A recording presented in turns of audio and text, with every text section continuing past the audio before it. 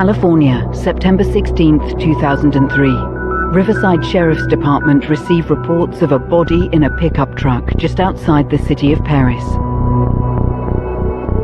I heard the call go out, a dead body in a vehicle in the area of Markham and Indian Avenue. There were at least 35 stab wounds on the victim. It was overkill, and usually overkill is a personal thing. The victim is 40-year-old construction worker Tomas de la Riva, who was last seen leaving for work with his teenage nephew, Hugo. Hugo and Thomas left for work about 3:30 in the morning. The truck broke down, and Thomas stayed at the truck. Police begin to question onlookers who have gathered at the scene. And I'm thinking, who found this guy? And it's like, well, the wife found him. I just thought it was kind of strange. Further investigation throws up more questions for detectives as they uncover a secret love triangle involving the victim. I guess love does crazy things to people, and you throw in sex and it really makes them do some crazy things. Jealousy can go a long way to help people commit crimes, even murder.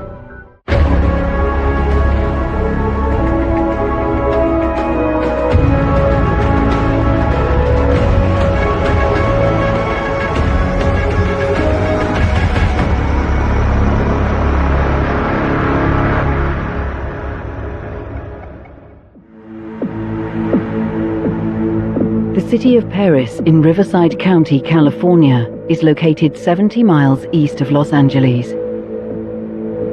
When I first started, it was still an agricultural area, basically. It was a lot of wheat and barley and livestock out here. But now it's hugely grown. It's a lot of industry, a lot of homes. In 2003, Paris had a very high crime rate. Back then, it was kind of a corridor for drug trafficking coming up from Mexico and then throughout the United States. It's improved quite a bit since then.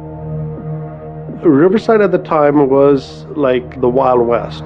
It was away from the major cities of Los Angeles, San Diego, Orange County. Predominantly Hispanic and Black at the time. As you go north into the county areas, then the white population is a little more dispersed. On the morning of September 16th, 2003, officers from Riverside Sheriff's Department receive a 911 call. A body has been discovered on the outskirts of Paris. They notified us around 8:30, 8:35. We got there maybe 20 minutes later. I was actually driving into the office, and I got a call from the sergeant, said, hey, we have a homicide in the rural area of Paris. I need you to respond out there. Officers arrive at the scene and find a crowd has already gathered. I've been to a lot of homicides, and there was something different about this scene. When I got there, it was just a lot of people just close around where the body was. We need to get these people out of here. It's an industrial complex. There's no real residences around there. It's all industrial buildings. There was a red Dodge pickup truck parked behind the trees off the road, and that's where the body was located. Directly across the street from it was a concrete manufacturing facility. Somebody from the concrete facility heard a woman screaming. Quite a few people from the concrete plant walked across the street, and they discovered that the victim was deceased in the truck. Investigators move the crowd back and begin assessing the scene. There would be a briefing once the homicide unit got there. All the facts that have been developed probably up to that point to give the homicide guys and girls something to go with, so they have an idea of what's going on. And then from there, we got assignments. We had case agents and then a scene person. I received a phone call from Riverside Sheriff Department. They were at the scene of a death and requested I respond. You got to consider everything as evidence. You get pretty much one opportunity to go through and collect that evidence. As we walked in and do our walkthrough, I saw a red truck on the side of the road. The door was open and I saw a deceased male on the floor, covered in blood. There was a body that looked like a Hispanic male with his head kind of at the passenger door area and his feet towards the driver's side or where the gas and foot pedals would be. He was laying face down, knees up to his chest, on the floorboard of the vehicle. There was a large amount of blood that was obviously visible, and it looked fresh, like it had just happened or fairly recently. The victim is 40-year-old construction worker Tomas de la Riva. We removed the clothing for protection so they could examine it closely later, and we did notice that there was considerable wounds on his back and front, face, neck, hands, torso. They located a knife and a cigarette lighter in the ground next to the driver's door of the truck. We took our scene photographs and then we walked out of the scene and then said, okay, we need to start interviewing some people. I assigned a deputy to take a digital camera and photograph every person that was anywhere near the crime scene. And then we also had them photograph the actual sole of their shoes because they had been walking around, so we could try to match shoe prints and shoe impressions from around the area of the truck. Investigators quickly learn that some of the victim's close relatives are nearby. Some of the family members, including the wife, were at the scene. Since it was Spanish speaking, I was assigned to do the translation and do all the interviews in Spanish. Our interviews, we always like to conduct them in a formal setting. And eventually they always do get to a formal setting, but it might be something as simple initially as a field interview, just to get some information. Officers now learn that it was Tomas's wife, Maria de la Riva, and her sister, Sylvia Reyes, who discovered Tomas's truck that morning and made the 911 call. And I asked Maria, what happened to your husband? And she said, well, you know, he left and didn't come back, and I don't know what happened to him. Then, you know, I went looking for him and I found him. Around 6 a.m., she and her sister, Sylvia, left for work, and she tells her sister that Thomas's truck had broken down when he left for work earlier that morning, and that she was concerned something had happened to him. They decided to go looking for him. Sometime between 7 and 8 a.m. that day, they find his truck, and they find Mr. De La Riva on his stomach on the floor of the truck. He had been stabbed 33 times. It was the wife that was the one that was screaming that got the attention of the people from the concrete factory next door. Detectives invite Maria and Sylvia back to the station for a formal interview, hoping to understand more about Tomas and his last known movements. After her initial interview, I actually transported the wife of the victim back to our station, and she was interviewed by Detective Masson. I said, are you involved in any way in the demise of your husband? And no, you know, oh, okay. He went to work with Hugo, my nephew, through marriage. My husband usually takes him to work. Tomas de la Riva's nephew Hugo traveled from Mexico to the United States 1 year earlier and was living with Tomas, his wife Maria, and their children. Hugo eventually showed back up at the house, but without the victim. Hugo stated that the truck broke down and that his uncle was left there with the truck, and Hugo walked back to the house. A short time later, Hugo returns home and informs Tomas's wife, Maria de la Riva, that their truck broke down and he needs water to fix it.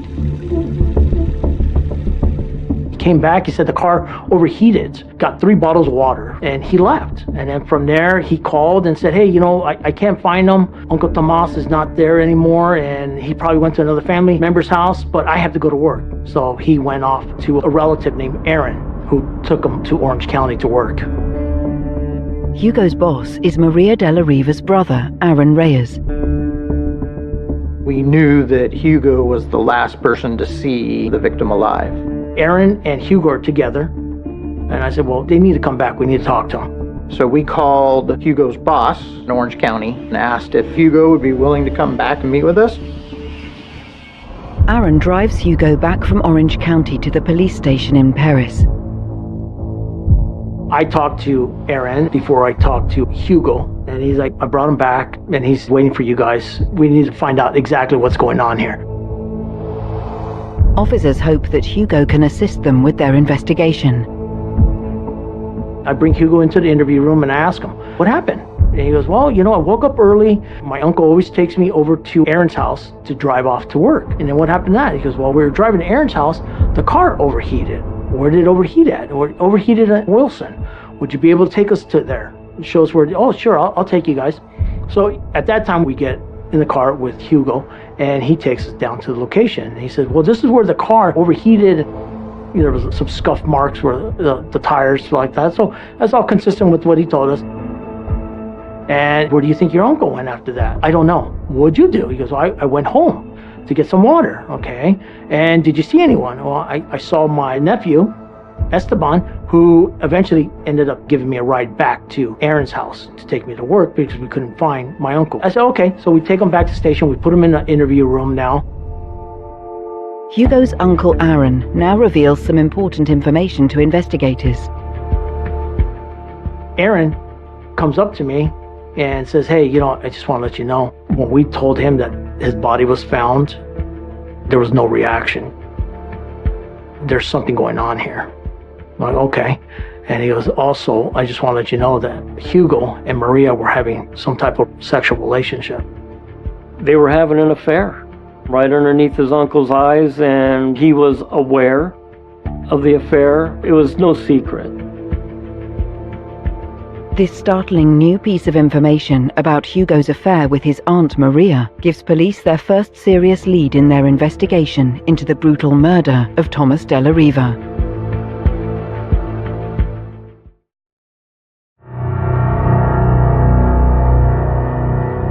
September 16th, 2003, Riverside County, California.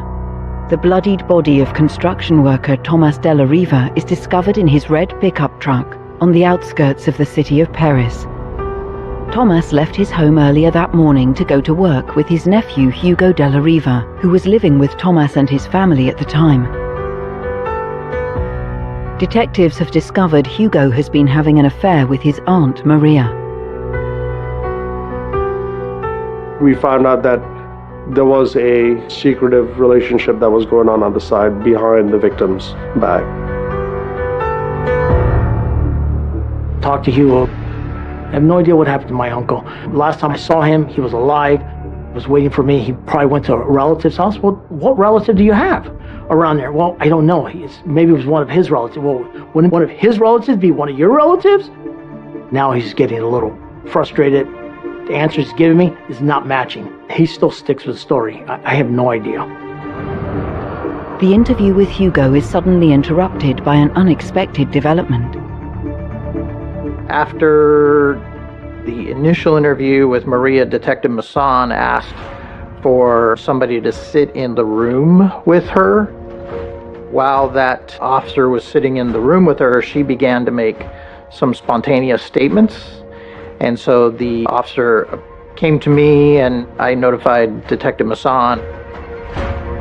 Maria wants to talk to you. She's saying that he came back and he raped her in a room. Maria's serious accusation against Hugo changes the attitude of the investigators.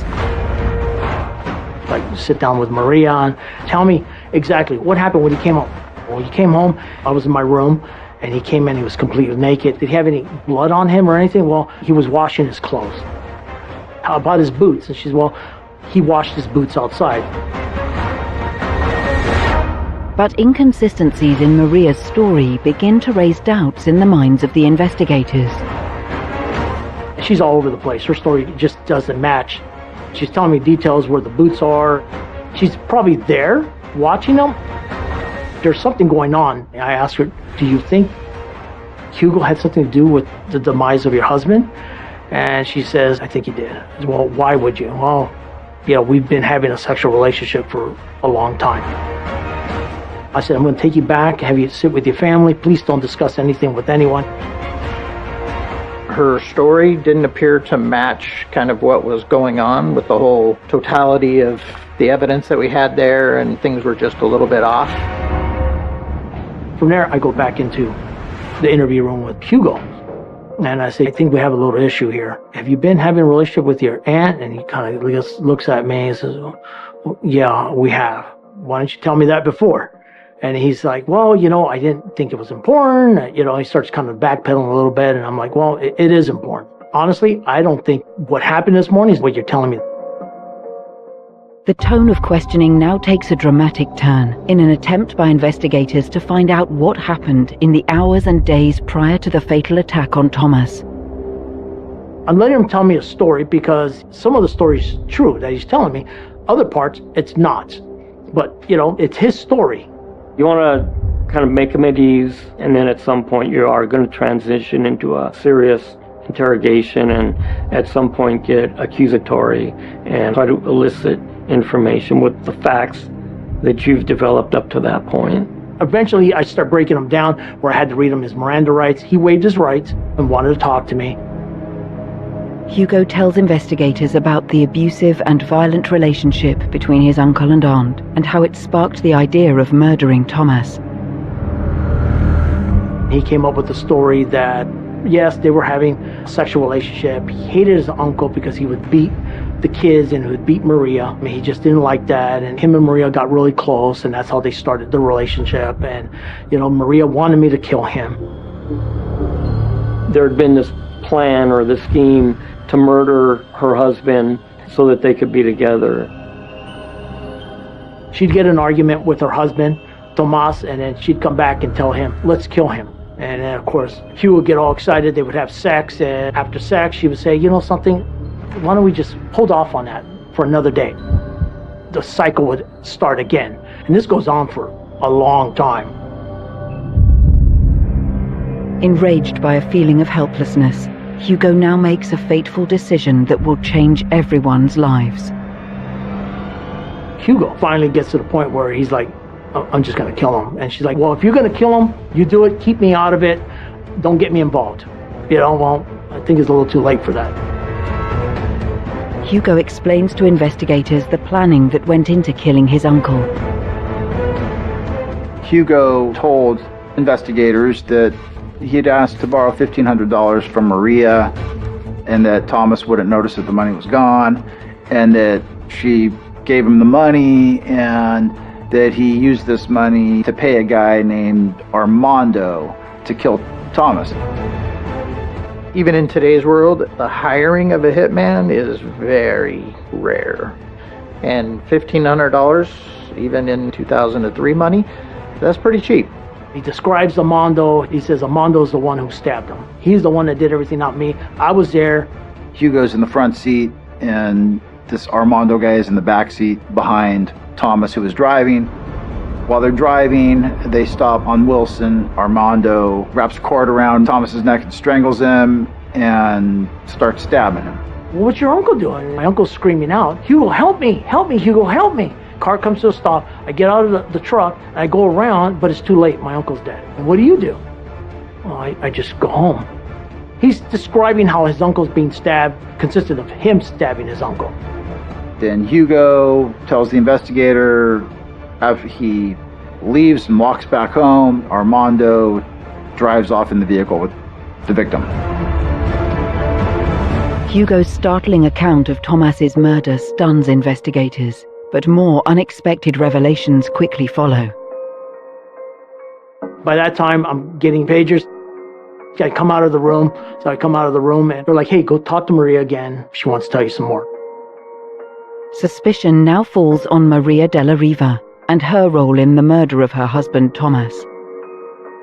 I need to put Maria in an interview room because she's a suspect now. So I get her in an interview room, and I said, Maria, I need to read your rights. She waives her rights, and she tells me a story about, yeah, we've been in a relationship, but I do love my husband. We have kids together and the whole thing, but we just don't have a good relationship.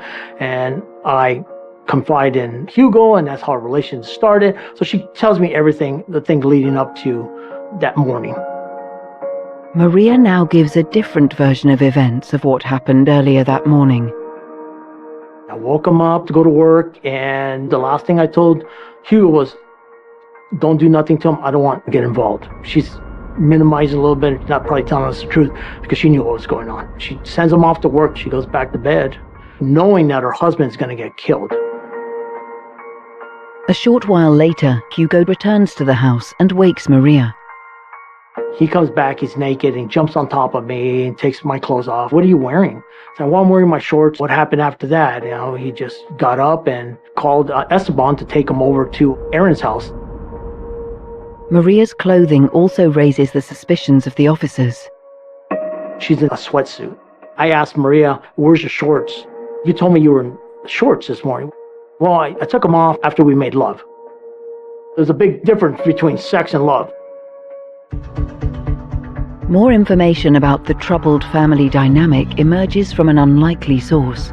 Maria's sister Sylvia now asks to speak to investigators.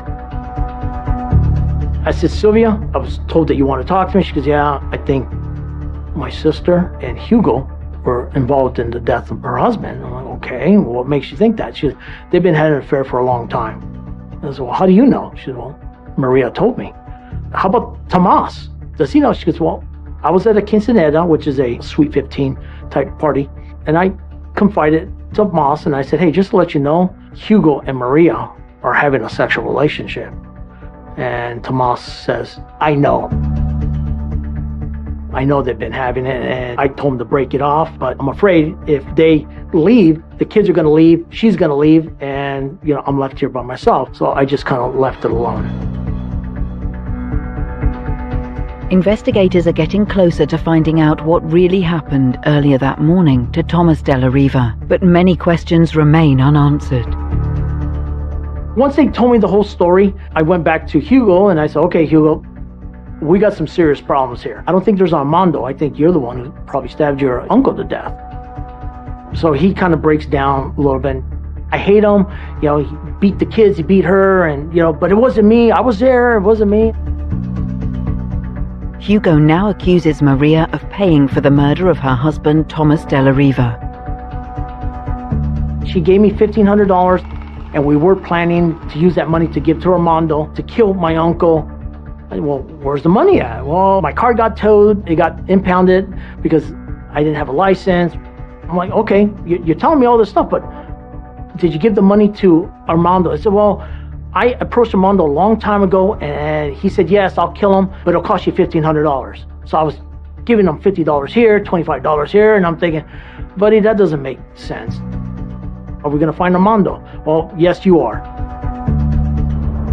Investigators must now find Armando and establish his role in the murder of Tomas della Riva.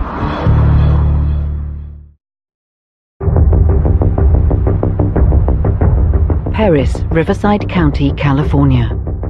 40-year-old construction worker Tomas della Riva has been found murdered in his pickup truck by the side of the road. Detectives have uncovered an affair between his wife Maria and his teenage nephew Hugo. Hugo has admitted to planning his uncle's murder with a man called Armando. Homicide detectives transported Hugo to a location where Hugo identified where Armando lived. We arrived out at that scene. One of the deputy district attorneys went with us. We froze the residence in anticipation of getting a warrant for it. We talked to the roommate that lived in the trailer with him. Oh, he left a couple days. I haven't seen him in a couple days, so that's kind of strange. I'm thinking, wait a minute. We actually asked all the people that were at the house whether they'd be willing to come back to the Perris station to be interviewed, which they did. Armando was not identified as a suspect in this case. Armando could have been just another person. He probably just threw the name out there. With Armando now firmly ruled out as a suspect, investigators choose an unusual tactic to try and unravel the web of lies being spun by Hugo and Maria.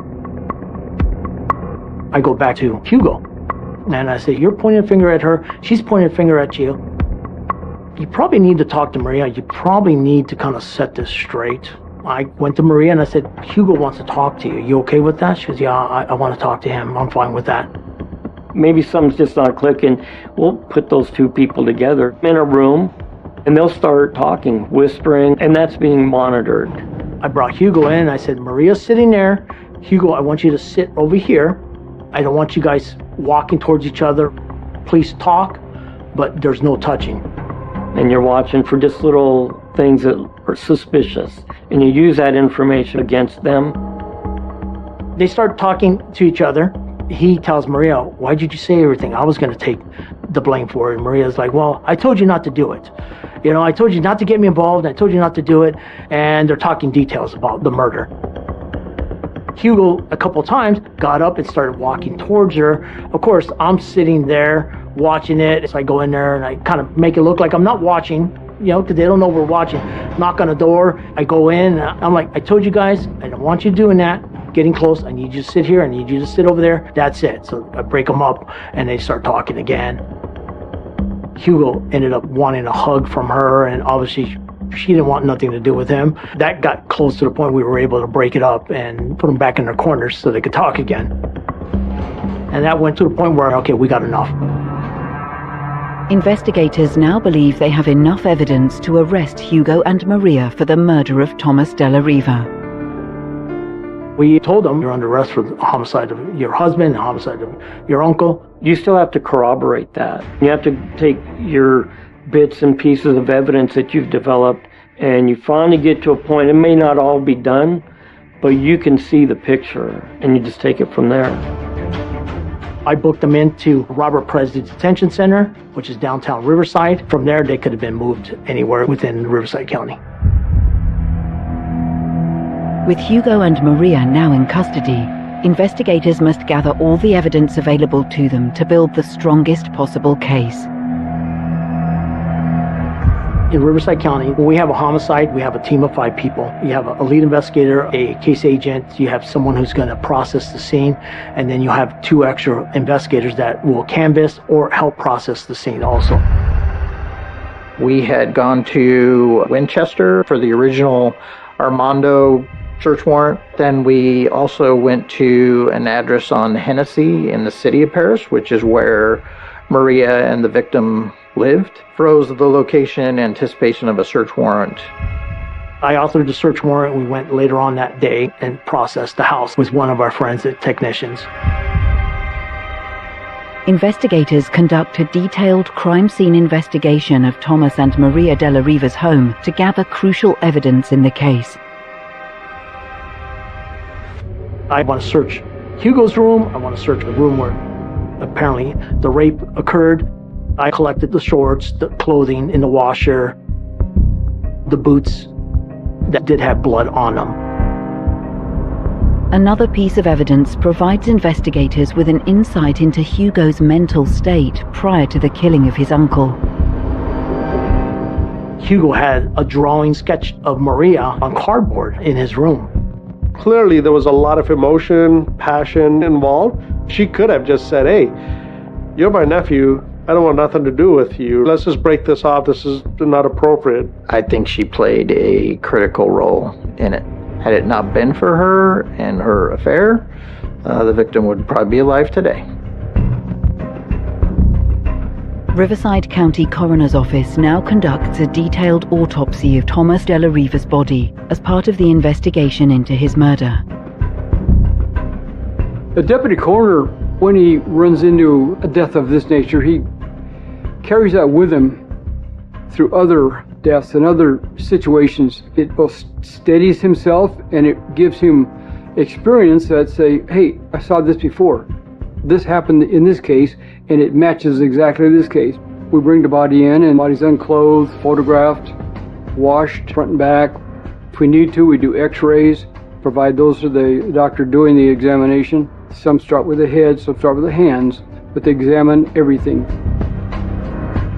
The autopsy reveals the brutal injuries sustained by Tomas in the final moments of his life. Generally, a report is maybe 1 or 2 pages. I think in this case, he wrote like 10 pages. There are several defensive marks on his hands where he tried to protect himself. injuries to his back, injuries to his head, injuries to his face. At one point, there's a pressure put on his neck, and we saw those by petechia in his eye, which is a hemorrhage in his eyes from that particular movement.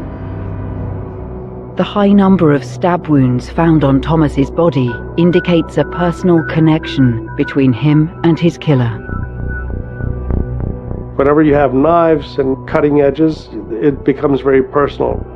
An angry person wants them to be hurt, and this is what he was doing. A killer would just hit you once in the heart and you're dead, but that's something that's personal.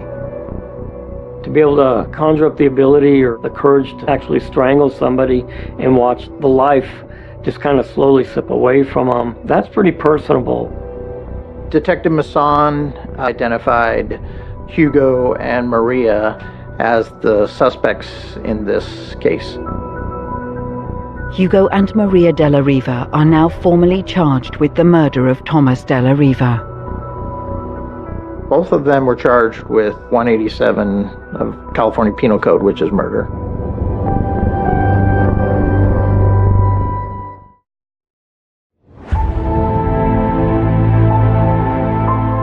September 2003. Maria della Riva and her nephew Hugo della Riva have been charged with the murder of Maria's husband, Tomas.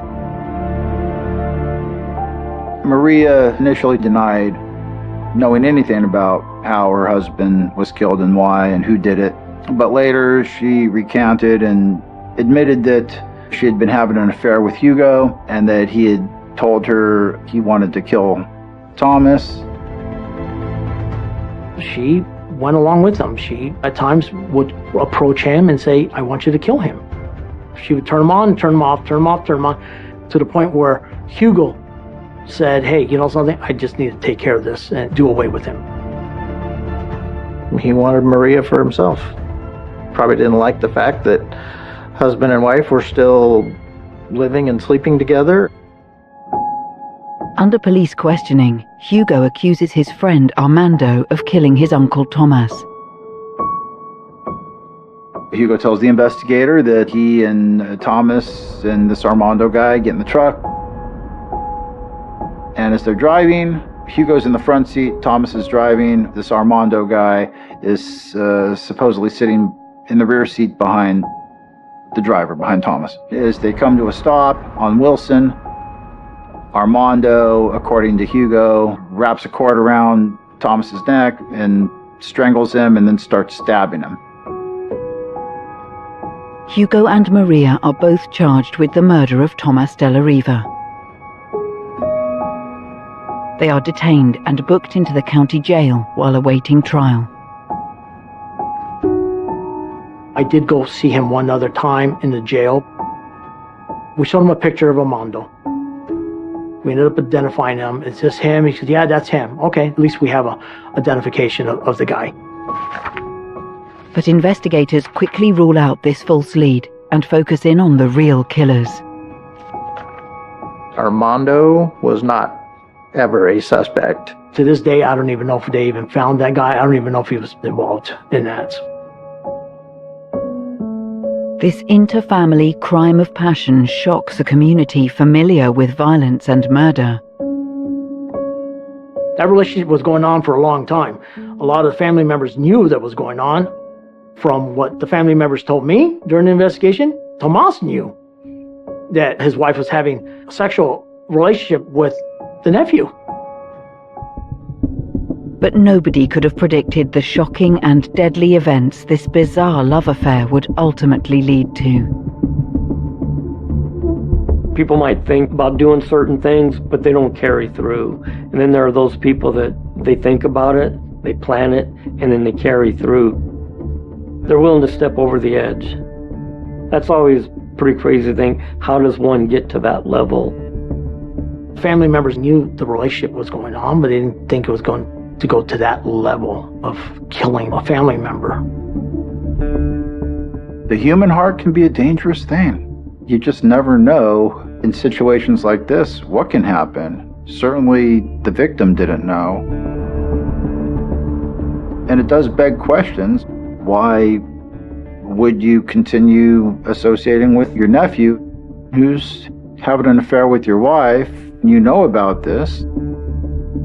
Love is very strong, and he felt very strong about his wife and keeping the family together.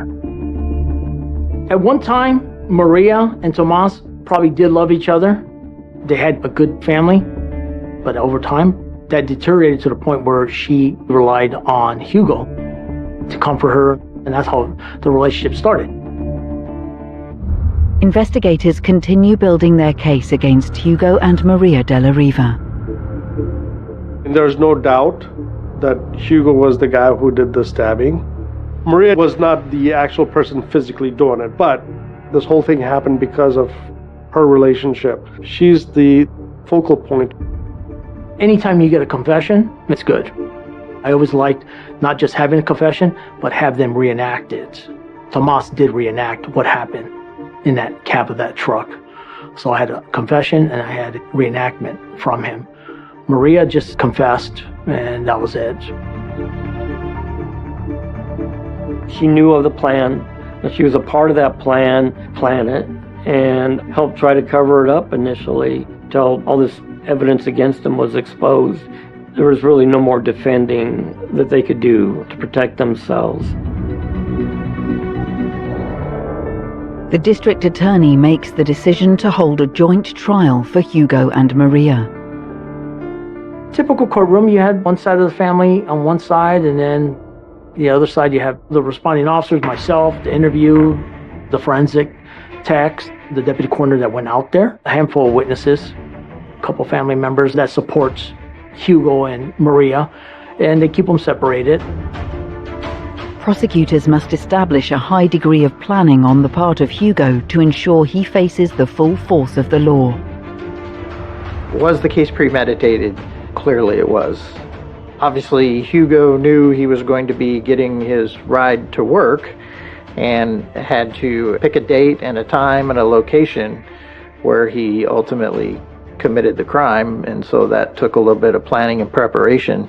Certainly did not appear to be anything that was spontaneous. I don't think there were any signs or information where he was mistreated by his uncle or anything. When one is willing to murder a close family member that's always been good to you, I think that takes it to a whole different level. The prosecution must also present a convincing case to the jury about Maria's involvement in the brutal murder of her husband, Tomas. There were red flags from the very beginning. You just don't get that many homicides where the husband leaves to go to work and then somehow the wife shows up at the scene to discover this truck at a fairly remote location. How does she wind up there? There's like an old saying that suspect returning to the crime scene, which happens frequently, and it's done in the hopes of maybe throwing off the investigation that, why would I show back up where my deceased husband's at? And this was one of those cases. As the police, right, we have a threshold that we have to meet, which is the probable cause threshold to make these arrests. Obviously, the prosecution has a separate set that they need to evaluate the case with. Giving that much evidence that, hey, what have you told the police? What did you tell them? I think it kind of displays the level of guilt, right, and their participation in this crime. The jury retires to deliberate the verdict in the case. They return to court and find both defendants guilty on all counts of the charges against them. From the time the investigators picked up the case, the evidence led them right to the two suspects. They were both tried and convicted. It's about as strong a case of justice being served as we can expect under the circumstances and looking at the facts of the case. When these cases are put together, they go to the district attorney and their chiefs. They have what's called a staffing, and they sit down and they discuss what is it that we can prove. Can we do the death penalty? Clearly, it was a first-degree murder, right? He could have been eligible for the death penalty. Hugo de la Riva was sentenced to life without parole. Maria de la Riva was sentenced to 25 years to life in prison. Maria just got 25 years to life. 25 years later, she would be eligible for parole. For the Della Riva family, the pain and sadness of their loss will never heal. It's sad. Family is left behind, children are left behind, without a father, without a mother, knowing what happened, that, mother was having a sexual relationship with a nephew, and the nephew ended up killing dad. The kids are old enough now that they probably know what happened. They were old enough then. It's very odd to have a nephew having an affair with a married woman and then ultimately killing the husband. But many questions remain for those left behind, and could a crime like this have been avoided? He wanted her, and it came down to jealousy that I want Maria. I had to get rid of my uncle to be with Maria. They wanted something, and they were so desperate for it that they were willing to commit a murder to be together. How he would think that would happen, how he would think in his mind that this is going to work out, that, his uncle's going to be out of the picture and he's just going to take the place of his uncle with her, that's for him to tell you. The thorough investigation by the homicide team ensures justice is served in this case. It's just being tenacious about your investigation to really dig into the stories that they're giving you, and does it make sense? And if it doesn't make sense, then okay, we'll figure out why. Whether that's follow-up interviews, whether that's matching the evidence that's at the scene to what they're telling you. The thing that stands out most are the number and severity of the injuries. It was a crime of passion, basically. That was their ace card. There's more to it than this. Yeah. To me, it was just kind of like, I'm just doing my job. I want to get as much as possible in there, because at the end of the day, I don't want something to say, well, we didn't do this, or this wasn't done, or we didn't get enough evidence on her. She was a victim of this, and obviously she was not. I'm sure that his family is appreciative that the people responsible for this are spending time in prison.